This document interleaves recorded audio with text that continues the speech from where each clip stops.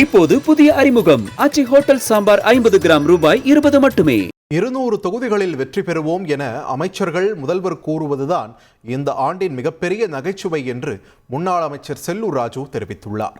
இந்த ஆண்டிலேயே மிகப்பெரிய ஜோக்கு சொல்லுவாங்க இல்லையா, என்னன்னா இந்த அமைச்சர்கள் எல்லாம் சொல்றது, நம்ம முதலமைச்சர் சொல்றது 200 தொகுதிகளையும் ஜெயிச்சிருவோம், 200 தொகுதிகளையும் ஜெயிச்சிரும்.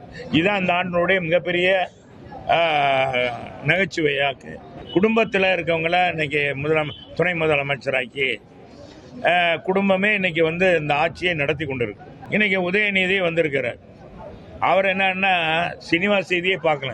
சினிமா துறையிலிருந்து வந்தவர் யாரையோ தாக்கணுன்றக்காக சினிமா செய்தியே பார்க்கறது இல்லைன்றார்.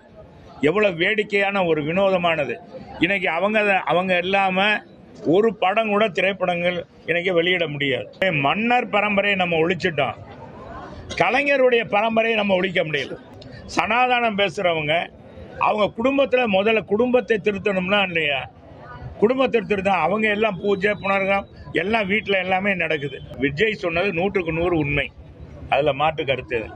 திருமாவளவனை பொறுத்தளவுக்கு சந்தர்ப்பத்தை பார்க்கிறார். அவரை யாருமே ஒரு நெருக்கடி கொடுக்க முடியாது.